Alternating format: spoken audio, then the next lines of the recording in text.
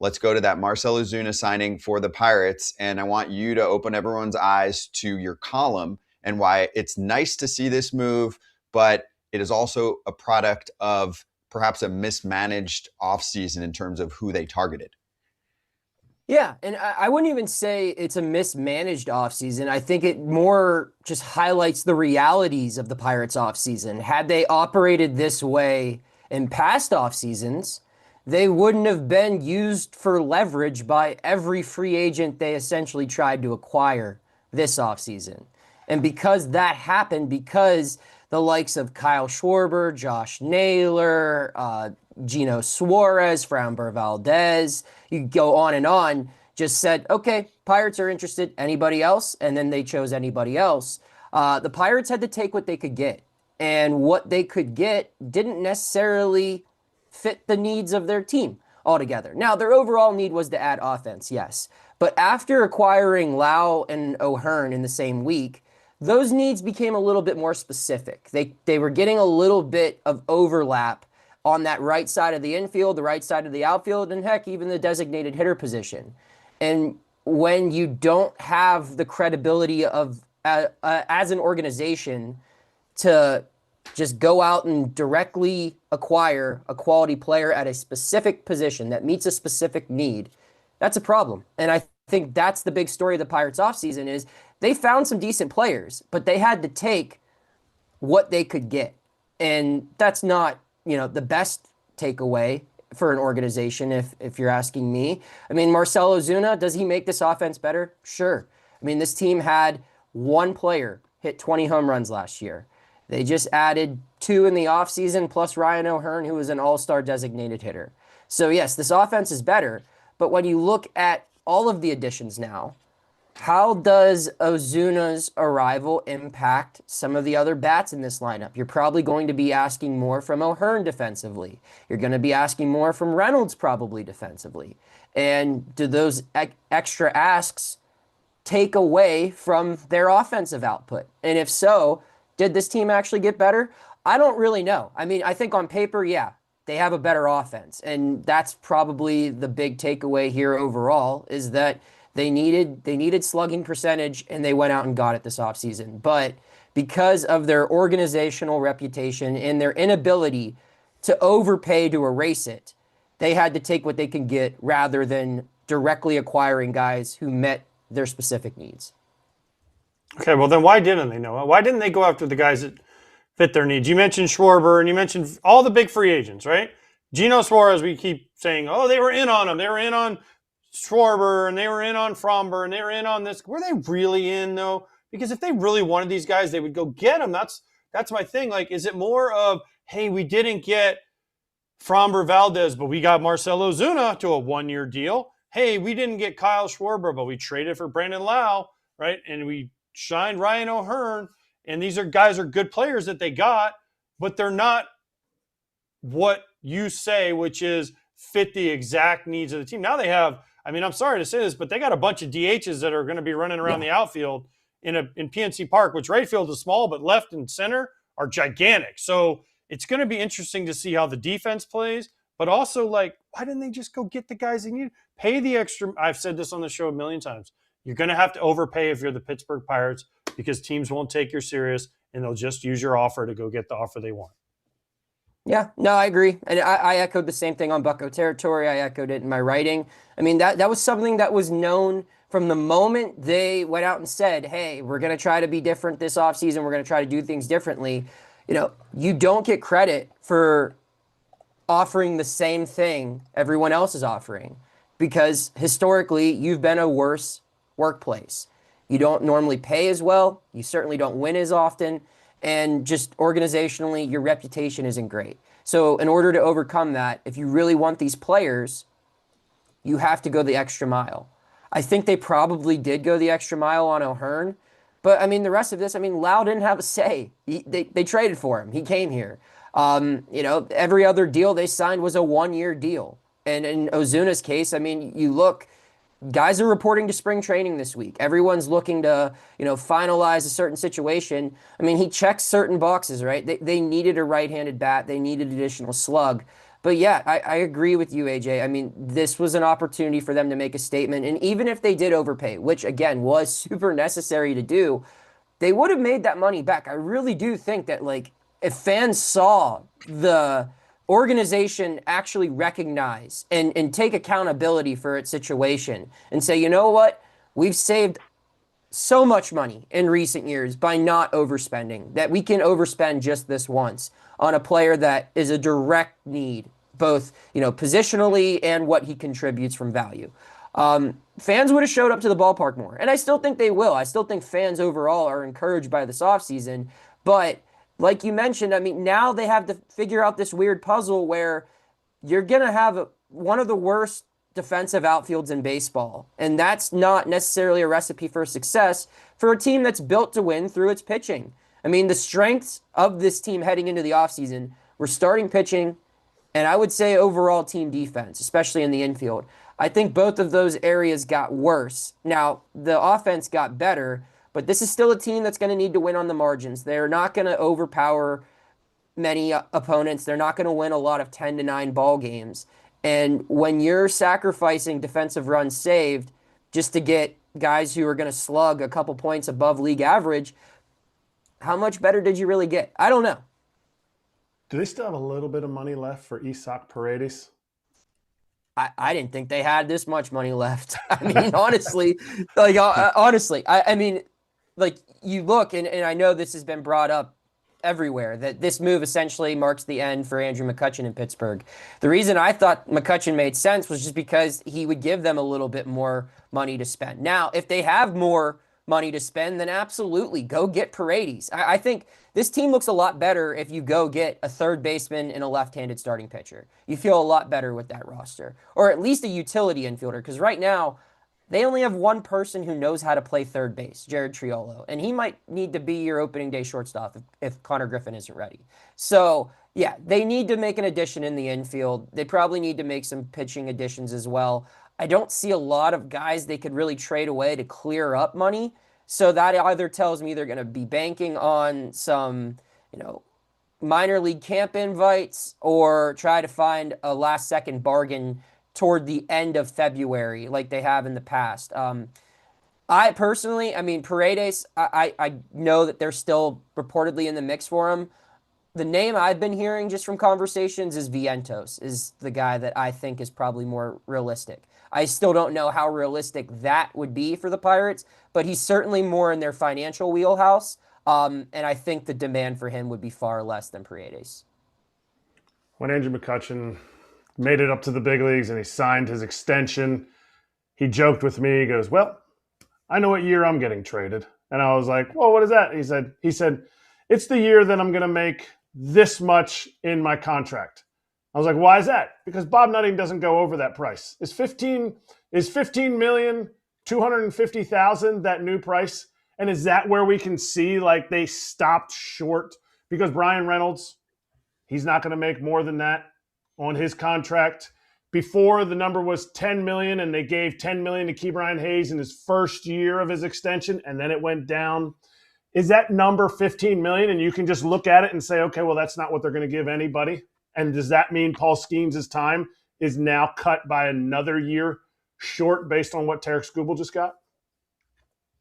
I think the Skeens thing is probably a more relevant point to the Pirates. I don't know if Bob Nutting still has that specific number. I mean, I know in Mitch Keller's deal, he's set to eventually make more than that. And I mean, that might explain why they're trying to trade him this offseason, but I digress.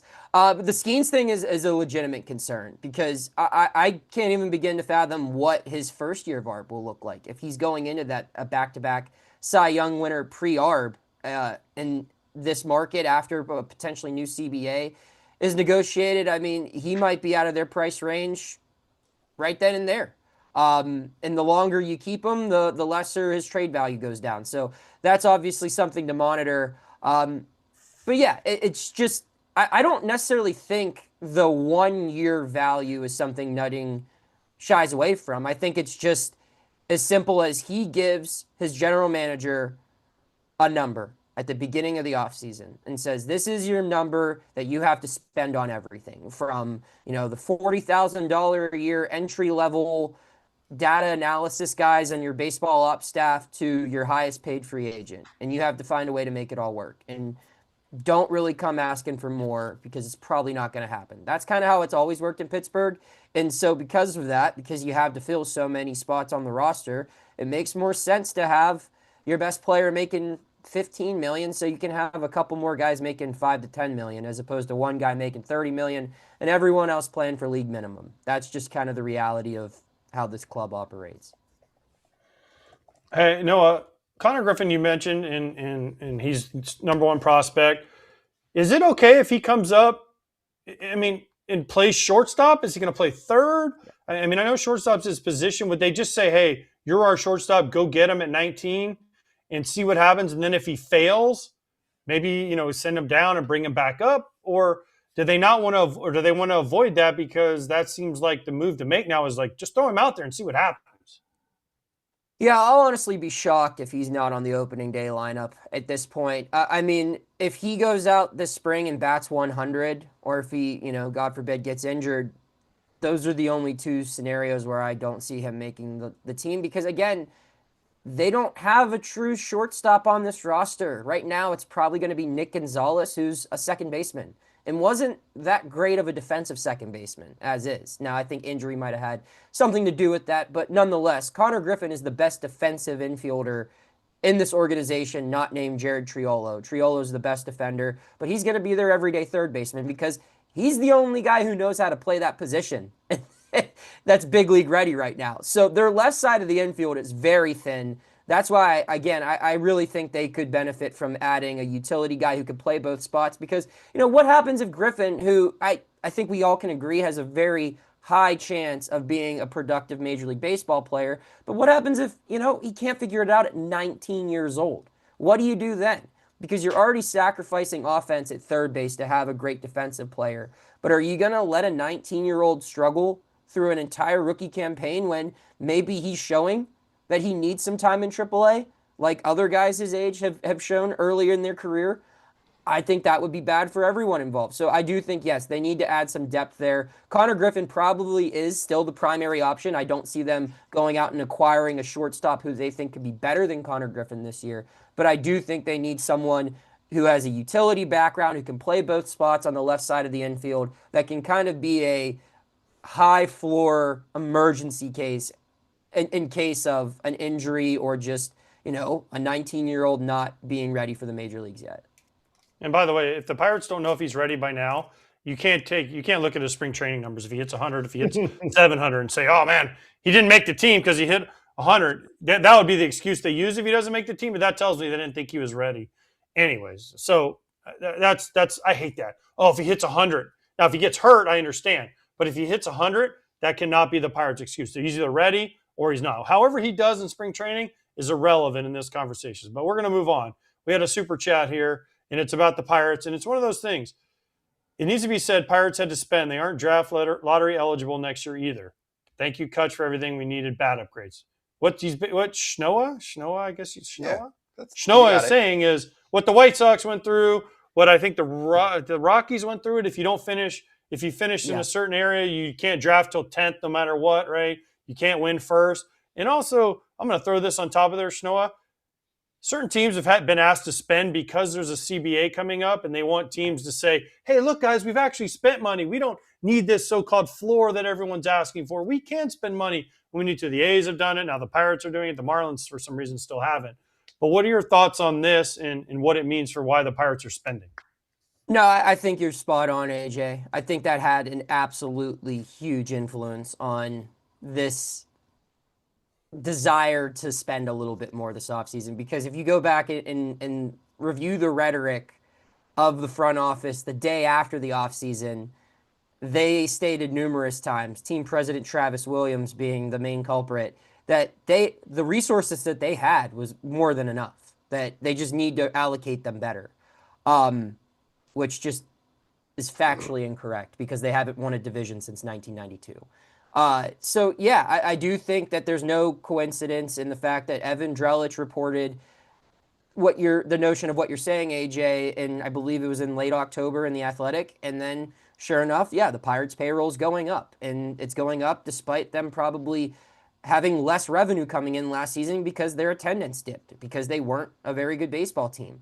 So yeah, I think that, and then you also just look at their financial commitments. No, none of the money they spent this year will be on the books past 2027. I mean, they only signed one multi-year deal, and that was O'Hearn for 2 years. Everybody else has been a 1-year deal, or they acquired pre-arb guys like Mangum and Garcia. So yeah, they spent a whole bunch of, or not a whole bunch. They spent money to get over that $100 million payroll mark to make it look like they're trying. And heck, I mean, Pirate fans don't care what the reason is behind it. They just want to see this team get better.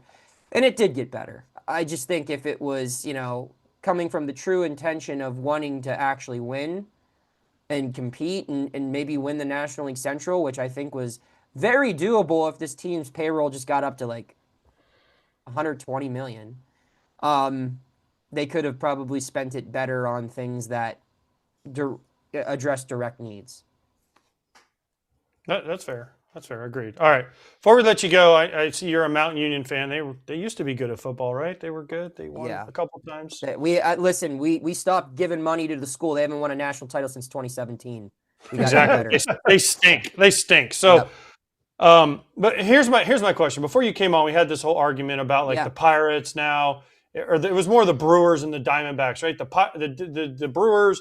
They make the playoffs, but they never win. Kind of like the Steelers under Mike Tomlin since 2010 have kind of made the playoffs, but they never get to where they are. Would you rather be a team like Scott brought up the Diamondbacks, right? Where every once in a while they just go for it, they make a deep run, and they might suck for a couple of years, but then they go for it again when they see the opportunity. So how should Pittsburgh fans feel about this? And do you agree with that assessment that the Brewers are kind of, we get there, but we never make the final push? Or would you rather be a team, and we're using the Diamondbacks, that just throws it all in every once in a while and makes that push? I think championship appetites are developed over circumstance, right? Like if you're asking a Pirates fan right now, I think every Pirates fan would kill to have the similar run that the Steelers went on, where they were just, barely sneaking into the playoffs, get the doors blown off every year in the opening round. But hey, it worked out, right? Because they haven't seen a lot of playoff baseball. I mean, I'm 30 years old. I've lived in Pittsburgh almost all of my life, and I think I've watched this team play, what would that have been? 7 playoff games total in my life. So I think, Pirate fans would sign up for what the Brewers are doing right now. Or even if they could get 8 of 10 years like the Cincinnati Reds had last year, going 83-79, and just absolutely looking like they didn't even belong on the field with the Dodgers last year, they would sign up for that because that's been such a foreign thing. Now, when you show to be capable of reaching the playoffs consistently, those expectations change. That's where you see, Steelers fans going absolutely nuts over Mike Tomlin because this city's known for winning Super Bowls. So the expectation, the standard, as Mike Tomlin liked to call it, was a little different on the gridiron compared to the baseball field. So, I mean, in Milwaukee, it's interesting because, I mean, they've never won a World Series. And it does feel like they are appreciative for the consistent success despite their small market limitations and everything.